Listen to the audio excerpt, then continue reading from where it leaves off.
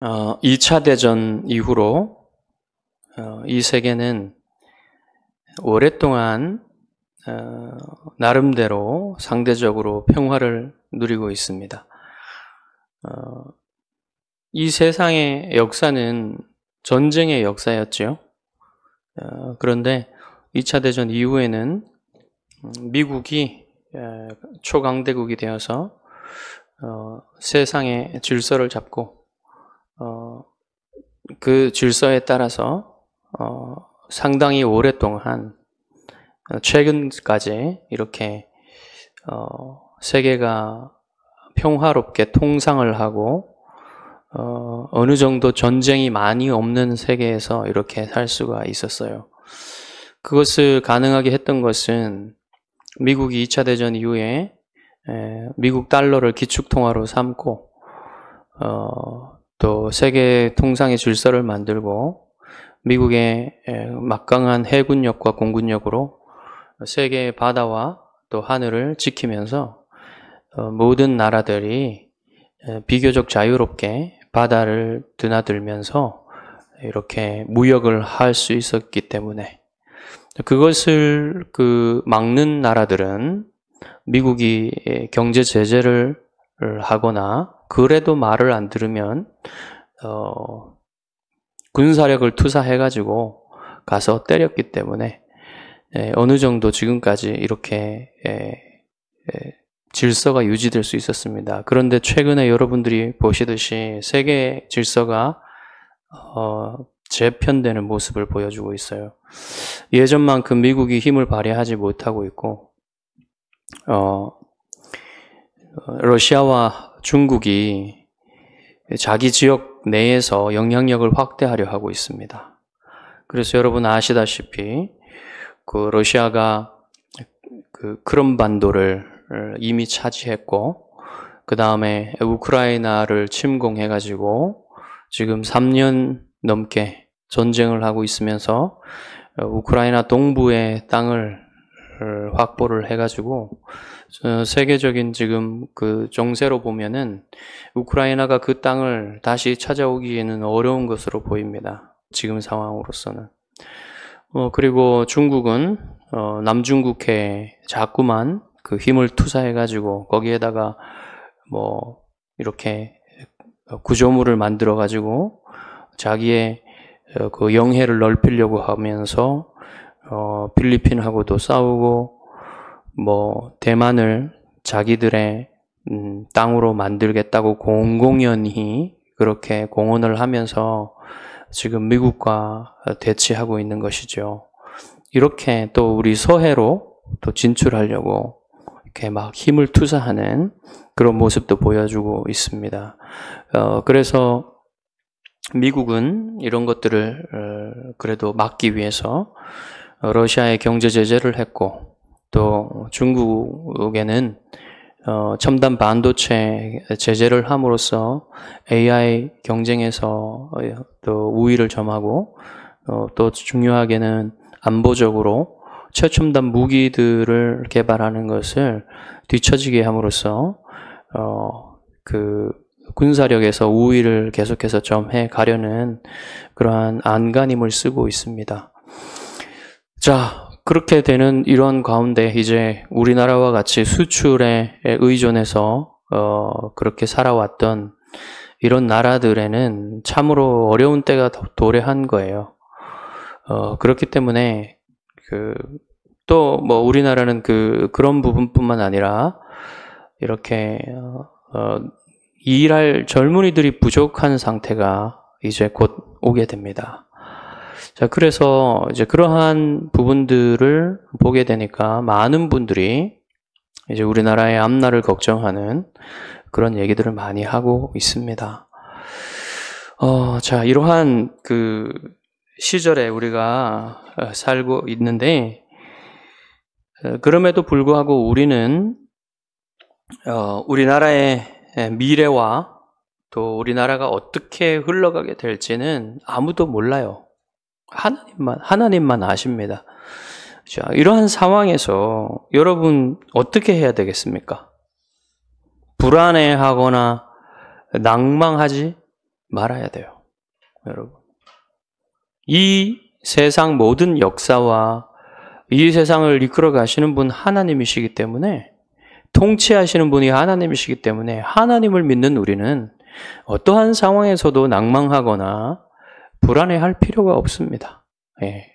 우리는 하루하루 하나님께 순종하면서 우리가 해야 될 일을 하며 살면 되는 거예요. 자, 그럴 때에 여러분, 물론 우리 나라를 위해서 기도해야죠. 우리나라가 잘 되기를 바라고, 또 우리 대한민국 국민으로서 해야 될 의무들을 감당해야 됩니다. 예, 그것들은 더 말할 필요가 없어요. 그건 당연히 해야 되는 거고요. 자, 그러면 여러분, 우리나라의 미래, 또 이 세계의 미래에 대해서 이러한 불안한 그 시절을 우리가 살고 있잖아요. 그럴 때 여러분이 막 불안해하면서 두려워하면서 그렇게 안절부절 이렇게 할 필요가 없다는 것입니다. 네. 여러분은 하나님의 통치를 믿는 하나님의 사람들로서 우리 하나님께서 하나님의 뜻대로 하실 것을 믿으면서 하루하루 잠잠히 여러분들이 살아야 될 삶을 살면 되는 것입니다.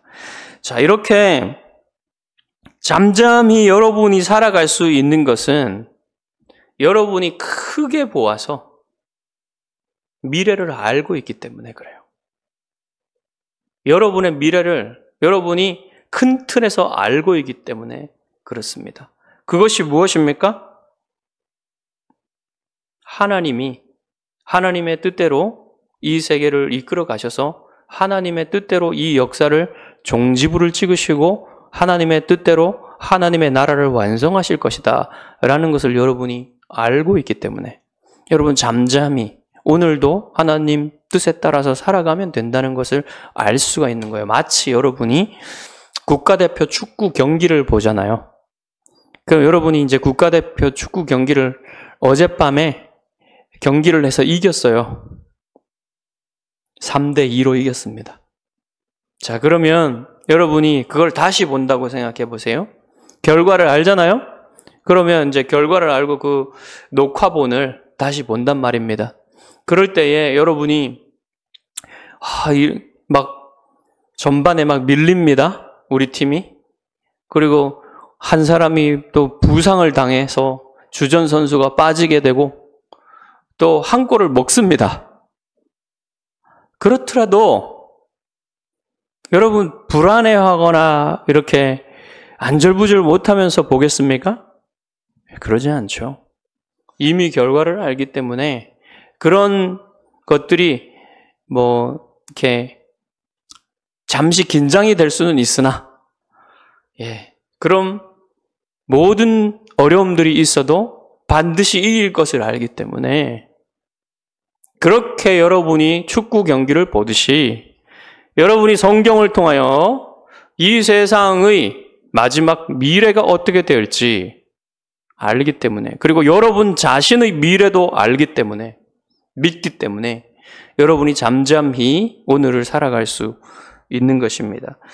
그래서 여러분 하나님이 이 세상의 역사의 미래를 끝내기 위해 이 세상의 역사를 끝내기 위해서 다시 오실 날이 있는데 그것을 우리는 재림이라고 부릅니다. 그리스도의 재림. 오늘은 그 그리스도의 재림에 대해서 생각해 볼 거예요. 이 일이 반드시 일어날 일이라는 사실을 요한계시록 오늘 우리가 읽었던 22장 20절 말씀에 그리스도께서 직접 말씀하셨습니다. 내가 진실로 속히 오리라. 믿으십니까? 여러분이 이것을 믿으신다면 이렇게 대답해야 됩니다. 아멘 주 예수여 오시옵소서. 아멘 주 예수여 오시옵소서. 이게 성도들이 주님이 내가 반드시 속히 오시겠다고 하신 말씀에 대답해야 하는 믿음의 고백이에요. 이러한 믿음의 고백을 담고 있는 것이 오늘 우리가 살펴볼 저리로서 산자와 죽은 자를 심판하러 오시리라 라는 이 고백입니다. 자, 그런데 여러분, 저리로서는 오늘날 쓰지 않는 말이잖아요. 그래서 옛말이잖아요. 그 말이 무슨 말이냐면 그곳으로부터라는 말이에요. 그곳으로부터, 왜 그곳으로부터 오시리라고 하시는 겁니까? 예수님이 하늘 높이 올라가셔서 하나님 보좌 우편에 앉으셨기 때문에 그곳으로부터 오신단 말이에요. 그곳으로부터 오신다. 자, 그러면 예수님의 이 재림이 왜 그렇게 중요할까요? 예수님의 재림의 중요한 이유는 이 재림이 하나님의 계획 속에서 이 첫 창조에 속한 역사를 끝내는 일이기 때문에 그래요. 여러분, 하나님이 첫 창조를 하셨잖아요? 그때에 6일 동안 창조하셨는데 처음에 창조하신 세계는 죄가 없고 악이 없고 고통이 없고 슬픔이 없는 그런 세계였습니다. 그러나 아담이 타락한 이후로 이 세상은 변했어요. 이 세상은 가시와 엉겅퀴가 나는 땅이 되었습니다. 그것은 땀 흘려 힘들게 일하지 않으면 먹을 것을 얻을 수 없는 세계가 됐다는 거예요. 그만큼 살기 힘든 곳이 되었단 말입니다. 그리고 사람들과 이 피조물 간의 관계, 사람들과 사람들 간의 관계, 자기와 자기의 관계, 하나님과 우리와의 관계가 모두 뒤틀리고 파괴되었어요. 그래가지고 매우 악한 세상이, 죄악된 세상이 되었다는 것입니다. 그리고 원래는 동물들이, 짐승들이 서로 잡아먹고 살지 않았습니다. 약육강식의 세계가 아니란 말이에요. 동물들은 다 식물을 먹고 살았습니다. 그러나 타락의 결과로 동물들은 이렇게 약육강식, 정글의 법칙에 따라서 강한 놈이 약한 놈을 잡아먹는 이런 무시무시한 세계가 되었단 말입니다. 원래는 그렇지 않았다는 거예요. 그런데 이렇게 피조 세계가 원래의 창조 세계와 달리 변화되긴 했지만 여전히 하나님이 창조하신 그 첫 창조의 세계인 것만은 변하지 않았어요. 그대로인 거예요. 타락하여 변화되긴 했지만. 그런데 이 타락하고 변화된 세계를 하나님이 그대로 두시는 것을 원하지 않으십니다. 반드시 이 세계를 끝내고 새롭게, 완전히 이 창조 세계를 새롭게 하실 계획을 하나님이 가지고 계신다는 거예요. 그래서 이 계획의 가장 중요한 일은 이미 그리스도께서 오셔서 죽으시고 부활하심으로써 이루어졌습니다. 그것을 새 창조라고 해요. 하나님의 새 창조. 옛 창조, 첫 창조에 속한 세계를 하나님이 완전히 새롭게 하시는 것을 새 창조라고 합니다. 그런데 그 새 창조에서 가장 중요한 부분은 사람들, 타락한 사람들을 새롭게 하시는 것입니다. 그래서 여러분, 예수님이 십자가에 죽으시고 부활하심으로써 이미 그 새 창조의 가장 중요한 부분은 시작된 거예요. 택하신 사람들을 구원하셔서 그들의 영혼이 살아나게 하심으로써, 죽었던 영혼이 살아나게 하심으로써 이미 새 창조가 시작된 것입니다. 그 새 창조가 계속되어지고 있고 그 새 창조가 마지막으로 완성되는 시간이 예수님이 재림하시는 때예요. 자, 그런데 여러분, 이 새 창조가 완성되는 방법에 대해서 어떤 사람들은 이렇게 생각합니다. 우리가 이 땅에 살아갈 동안에, 역사가 계속될 동안에 점점 세상이 천국처럼 변화되게 될 것이라고 생각하는 사람들이 있어요. 그래서 교회가 열심히 이 세상을 변화시키고 이 세상에 빛 비추고 소금의 역할을 감당하면 이 세상이 마치 천국처럼 변화되는데 정말 천국처럼 가까이 갔을 때 예수님이 재림하실 것이다. 이렇게 생각하는 사람들이 있단 말이에요. 그러나 결코 그렇지 않습니다. 성경은 그렇게 말하지 않아요. 오히려 성경은 뭐라고 합니까? 세상은 마지막 날이 될수록 가까워 올수록 더욱 더 영적으로 어두워질 것이라. 이렇게 말하는 거예요. 성경과 다르죠?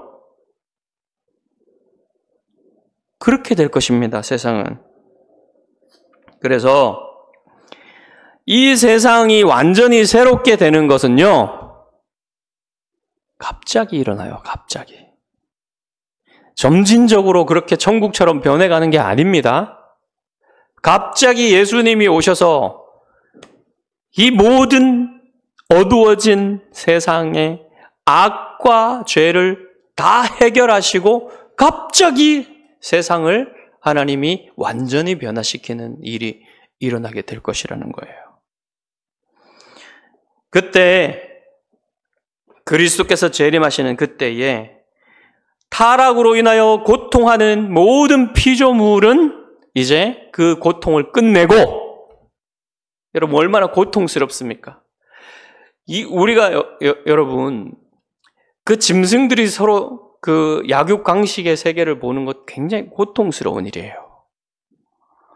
그리고 이 세상에 죄악이 관영하여서 사람들이 죄를 짓고 살아가는 이 악한 세상을 보는 것도 너무너무 고통스러운 일이에요. 그리고 지금도 여러분 온 세상에 순교자들이 얼마나 많이 있는지 모릅니다. 예수님 믿음 때문에 죽임당하는 사람들이 얼마나 많은지 몰라요. 그러한 고통들, 그러한 불의들, 이것을 끝내시는 날이 온단 말입니다. 그때가 바로 재림하시는 거예요. 바로 그것을 위해서 주님이 재림하시는 것입니다. 그래서 예수님은 그리스도를 믿고 죄 용서를 받지 못한 사람들, 믿지 않고 죄 용서를 받지 못한 사람들은, 그리고 그 타락한 천사들은 모두 다 지옥에 던져버리실 거예요. 그래서 이 세상에서 모든 죄악을 다 제거하실 것입니다. 그때가 바로 주님 재림하시는 날이에요. 그래서 이 땅에서, 이 옛 창조에 속한 이 땅에서 죄악을 완전히 제거하시고 완전히 세상을 새롭게 하시는 그 일이 일어나게 될 것이란 말입니다. 근데 이 새 창조의 절정이 뭐냐면요, 우리가 부활하는 거예요. 부활하는 거. 사람들이 더 이상 죽지 않고 병들지 않고 쇠하지 않는 그 몸을 입게 되는 것이 이 새 창조의 절정이란 말입니다. 그 재림의 날에 우리를 부활시키실 것이란 말이에요. 그러면 그때가 바로 이 옛 창조에 속한, 첫 창조에 속한 역사가 끝이 나고 새 창조의 완성이 되는 날이 시작되어서, 그 새 창조의 때에는 이제 영원히 모든 피조물들이 행복을 누리는 때가 시작되는 것입니다. 그래서 이제 주님이 이 재림을 하게 되실 것인데, 주님이 어떻게 재림을 하실까요? 주님은 올라가신 그대로 그렇게 재림하실 것입니다. 제자들이 눈이 보는 가운데 주님이 올라가셨죠? 그렇듯이 여러분들이 눈에 보이는 대로 주님이 몸을 가지고서, 부활한 몸을 가지고서 재림을 하실 것입니다. 내려오실 것입니다. 그때 주님은 천사들을 대동하시고 나팔소리와 함께 구름 가운데, 영광의 구름 가운데 오실 거예요. 구름은 영광, 하나님의 영광의 임재를 나타낸다 그랬죠? 그렇게 영광스럽게 이제는 구속주가 아니라 심판주로서 오시게 되실 것입니다. 그렇게 주님이 오시면 이제 주님은 심판대에 앉게 되셔서 그 주님의 복음을 전했을 때에 믿지 않고 무시하고 주님을 대적하고 교회를 핍박했던 그 모든 세력들은 다 주님 앞에서 떨게 될 거예요. 그때까지는 먹고 마시고 대적하며 주님을 무시하고 복음을 무시하고 살 수 있었지만 그때가 되면 엄청난 후회와 두려움 가운데 주님을 보게 될 것입니다. 마치 노아의 방주의 문이 열려 있다가 120년 동안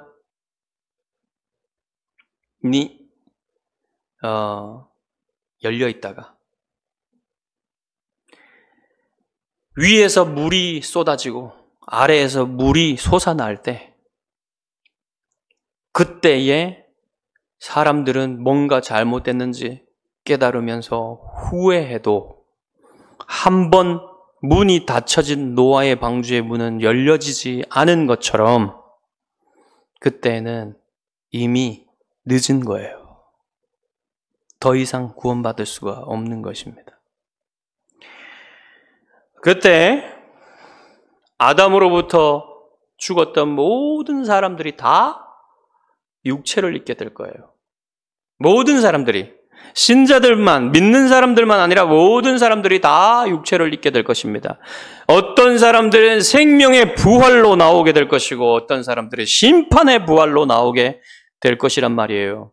생명의 부활은 이제 영원한 몸을 입고 영원히 어린 양의 혼인잔치에서 영원히 행복을 누리고자 하는 부활일 것이고, 심판의 부활은 영원히 하나님의 은혜가 없는 그곳에서 영원히 외로우며 영원히 육체적으로 마치 영원히 타는 불못에 던져진 것처럼 육체적인 고통과 함께 영적인 고통을 당하면서 살기 위해서 부활을 하게 되는 것입니다. 그것을 주님이 직접 말씀하셨어요.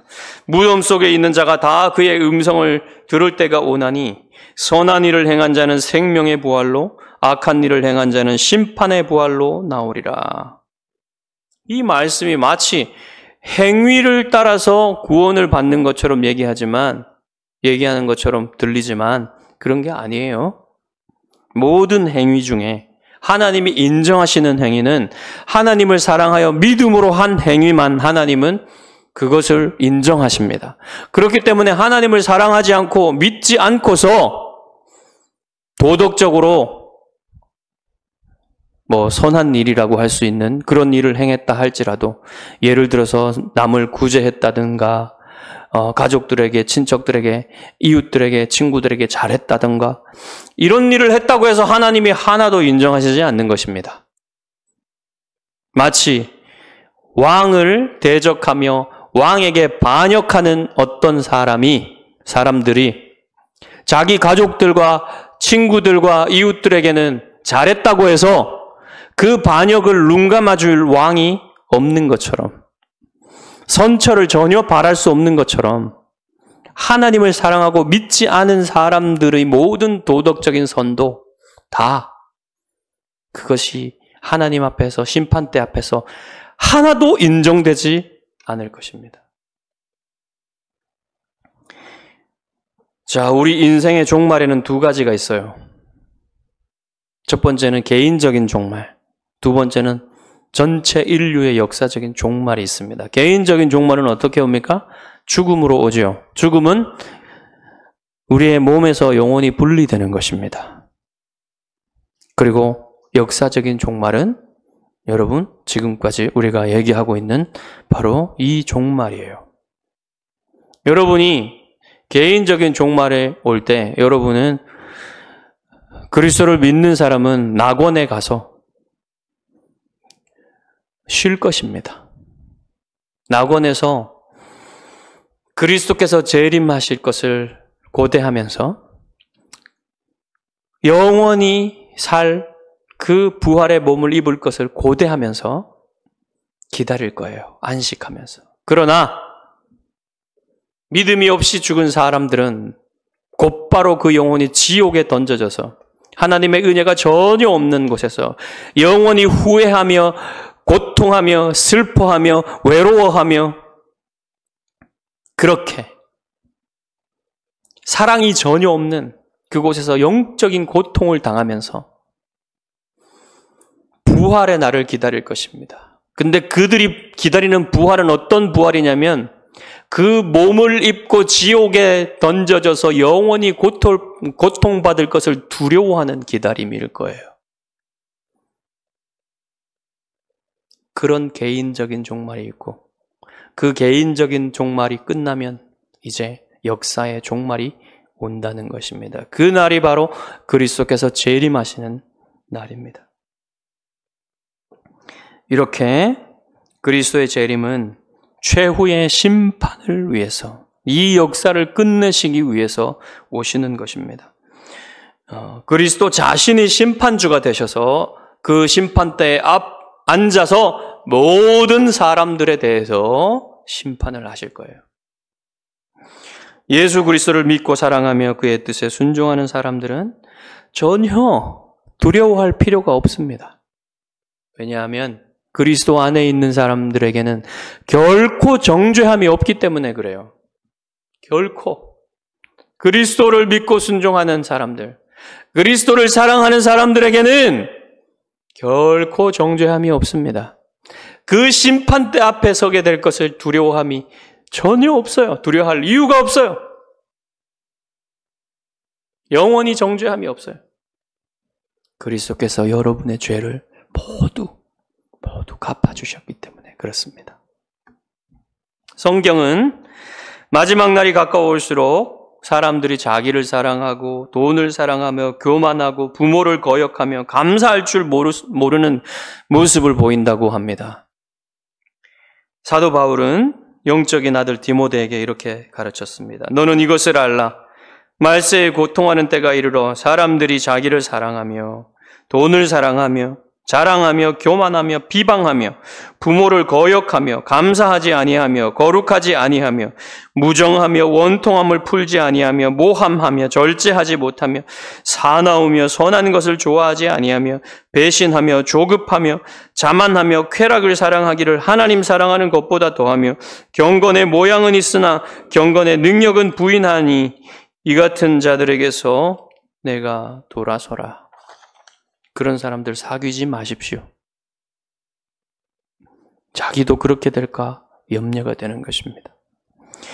또한 말세가 가까워질수록 사람들은 점점 영적으로 어두워져서 배교하며 믿음을 부인하고 베드로가 주님을 부인했던 것처럼 주님을 부인하는 배교를 하는 사람들이 많아지며 거짓 가르침에 빠질 것이라고 합니다. 거짓 선지자들과 거짓 교사들이 나타나가지고 유명한 목사들, 거짓 가르침을 하는 목사들, 수많은 인기를 끄는 선지자와 같은 사람들, 초자연적인 능력으로 능력을 행하는 사람들이 나와가지고 자신들이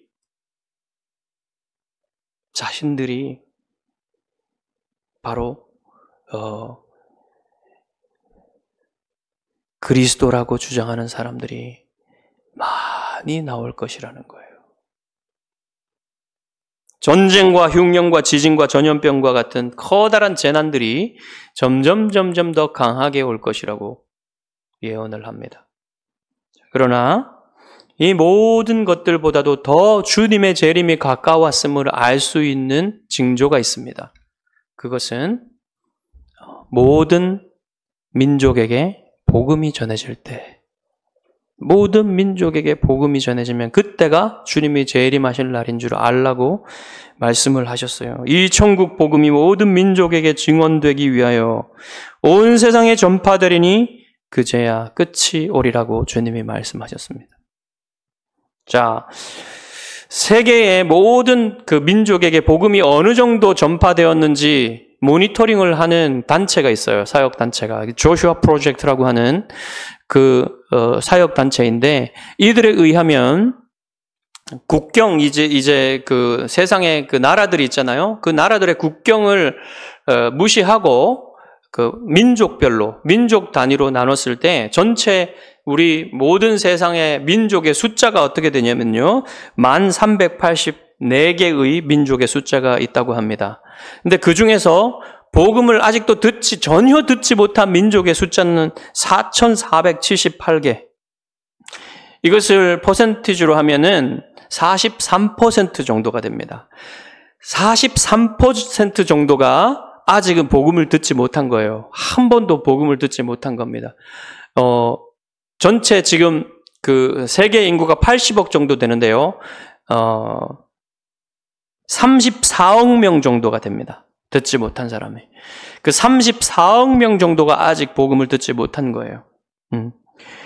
그리고 복음을 들은 민족들 중에도 아주 철저하게 서구의 그 백인들처럼 그 철저하게 복음을 들은 그 사람 민족들의 퍼센트는 23%밖에 안 돼요.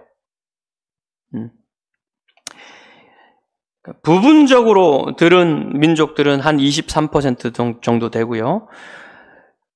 아주 그 피상적으로 아주 조금만 들은 그 민족들이 한 11% 정도 되는 것입니다. 그러니까 여러분, 아직도 세계복음화가 다 완성되려면 갈 길이 먼다는 거예요. 아직 멀다는 것입니다. 그래서 이것을 놓고 볼 때는 아직 주님의 재림이 급박히 다가오지는 않았습니다. 그렇지만 하나님께서 그 복음이 온 세계에 전파되는 일을 어떻게 빠르게 속도를 높이실지는 우리는 알 수가 없어요.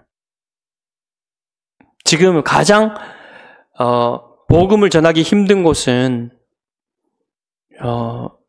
이슬람 세계죠. 이슬람 세계. 하나님이 어떻게 이슬람 세계에 역사하셔서 빠르게 이슬람 세계를 복음화하실지 어떻게 합니까? 알 수가 없어요. 하나님이 그렇게 하시면 정말로 빠르게 세계가 복음화될 것입니다. 그리고 여러분, 중국도 복음을 전하기 힘든 나라잖아요. 그렇지만 중국에 지금 약 1억 명 이상의 그리스도인들이 있다고 전해집니다. 그들이 다 바른 믿음을 가진 사람들은 아니라 할지라도 이단들도 있고 그렇겠죠. 그렇지만 하나님께서 이 중국을 사용하셔서 어떻게 이슬람 세계를 복음화하실지 또 그것도 알 수 없는 일입니다. 이때까지는요, 선교를요, 서구 세계, 자유민주주의 세계가 감당해 왔어요. 주로. 그리고 우리 한국 같은 자유민주주의 세계에서 주로 감당해 왔습니다. 하지만 앞으로는 어떻게 될지 알 수가 없는 겁니다. 그 중국의 수많은 기독교인들 어떻게 사용하실지 모르는 일이에요. 또 그 외에 하나님이 앞으로 이 세계 복음화를 어떻게 이끌어 가실지 모릅니다. 그렇기 때문에 이렇게 아직은 43%나 되는 미전도 종족이 있다고 해서 그것이 정말 주님의 재림이 멀었다, 그렇게 생각할 것은 아니란 말입니다. 주님이 반드시 속히 오시겠다고 말씀하셨어요. 그것이 지금 2000년이 지났지만 그만큼 더 가까워진 것입니다. 그래서 하나님께서 하시고 계신 이 선교의 일에 우리는 관심을 가져야 되는 거예요, 여러분. 이것이 주님의 재림과 관련이 있고 하나님이 이 하나님의 나라를 완성해 가시는 일과 관련이 있기 때문에 우리는 우리가 속한 나라인 하나님 나라의 일에 어떻게 관심을 가지지 않을 수 있겠습니까? 자, 그렇다면 여러분은 어떻게 재림을 준비하고 살아야 되는가? 어떻게 재림을 준비하고 살아야겠습니까? 그리스도의 재림과 나와는 아무런 상관이 없다는 식으로 여러분이 생각하고 산다면 여러분은 지금 저리로서 산 자와 죽은 자를 심판하러 오시리라는 이 사도신경의 고백을 아무 뜻 없이 고백하는 것과 마찬가지인 거예요. 여러분의 신앙 고백이 참으로 믿음으로 고백하는 것이라면 여러분은 주님의 재림을 준비하고 살아야 됩니다. 어떻게 준비해야 될까요? 여러분 1990년대 말에 세계적으로 유행한 어떤 질문이 있어요. 뭐냐면 주님이 재림하시는 날에 나는 어디에서 무엇을 하고 있을까? 여러분 주님이 재림하시는 날에 어디에서 무엇을 하고 있을 것 같습니까? 만약에 여러분 살아있을 때 주님이 재림하신다면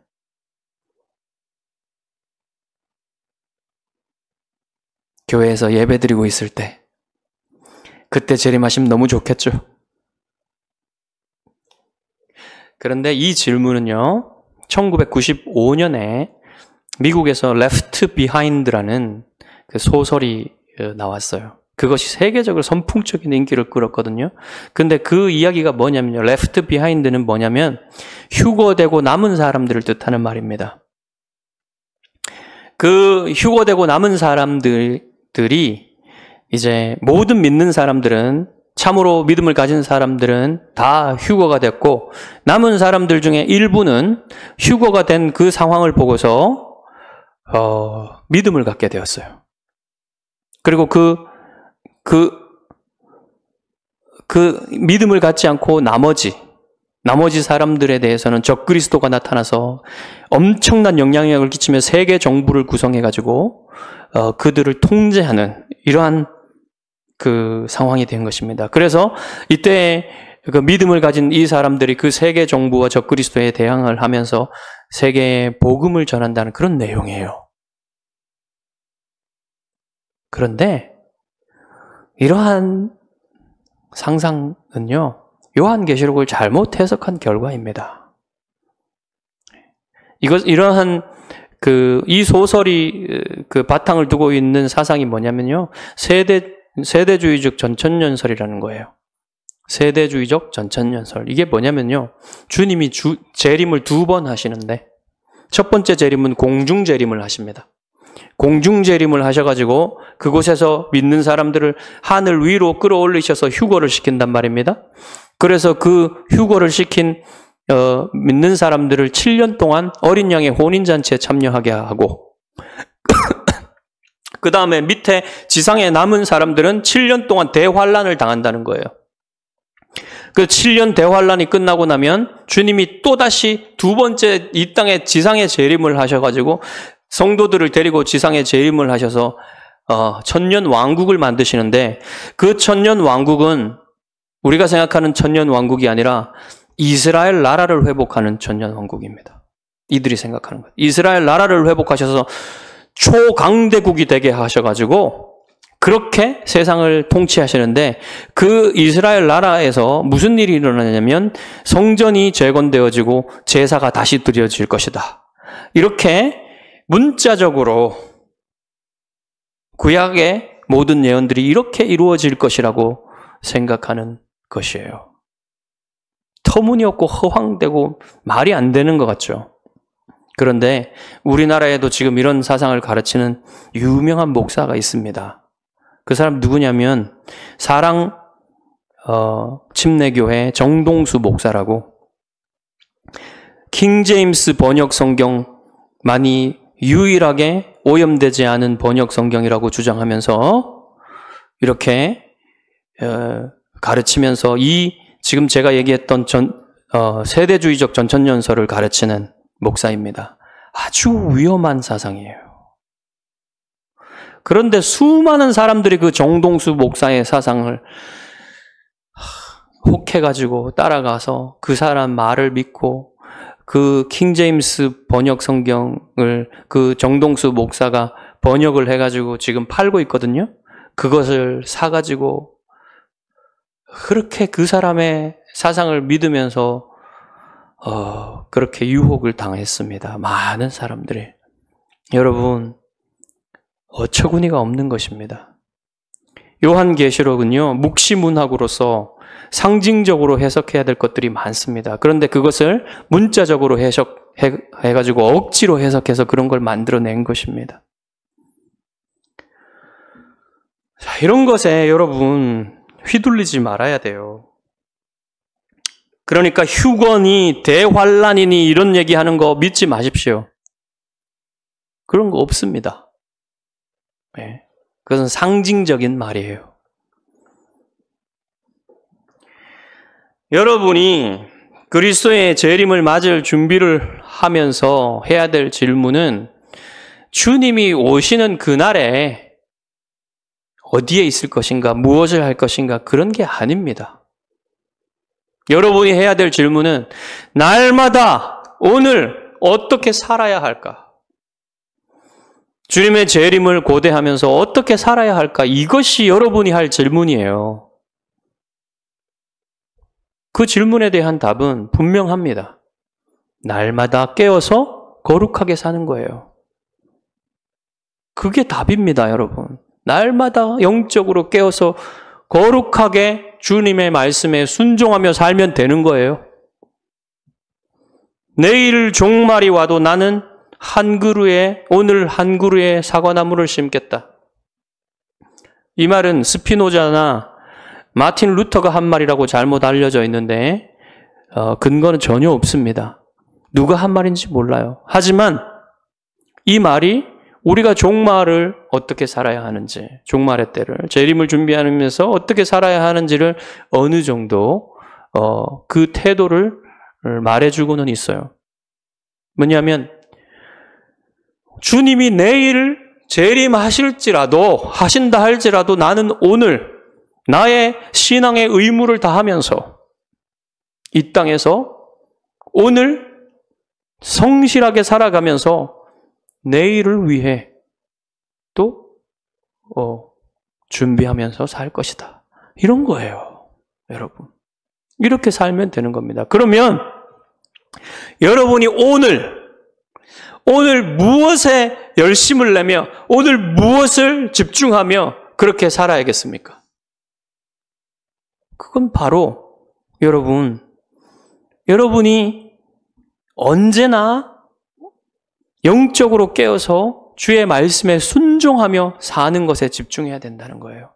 여러분이 개인적으로는 개인적인 삶의 영역에서 영적으로 깨어서 하나님의 말씀에 순종하며 살아야 되고, 또한 교회 공동체의 영역에서 여러분이 교회를 이루며 교회의 중심으로 그렇게 살아야 되는 것이, 여러분 하나님의 나라를 바라보는 사람들은 반드시 해야 되는 일이에요. 그거는 여러분 선택사항이 아닙니다. 오늘날 잘못된 생각을 가진 사람들이 그렇게 가르치는데 선택사항 아니에요. 그것은 그리스도의 자녀들이 당연히 해야 될 일이고요. 당연히 그렇게 생각해야 되고 당연히 해야 됩니다. 당연히 헌신해야 되는 일이에요. 그리고 또한 그 다음으로는 여러분이 이 세상 나라, 이 세상에서 해야 될 일들, 여러분이 가정, 사회, 직장, 국가, 이 모든 일에서 여러분이요, 또한 이 세상 나라에서 살아야 되잖아요. 그 의무들을 여러분이 하면서 살아가는 것입니다. 일상을 그렇게 거룩하게 깨어서 살아가는 것이 여러분 이 종말의 때를 살아가는 하나님의 뜻이에요. 특별한 이벤트를 준비할 필요가 없습니다. 주님의 재림을 준비한다고 해서 여러분이 특별한 이벤트를 준비해야 되는 게 아니에요. 날마다 주님의 뜻대로 살아가면 되는 거예요. 그럴 때 여러분이 내일 주님이 오신다 할지라도, 오늘 주님이 오신다 할지라도 두렵지 않게 주님의 재림을 기쁘게 맞이할 수 있는 것입니다. 그렇게 여러분이 날마다 깨어서 거룩하게 살면서 주님의 재림을 기쁘게 맞이할 수 있는 여러분 되시기를 주님의 이름으로 축복합니다. 기도하겠습니다.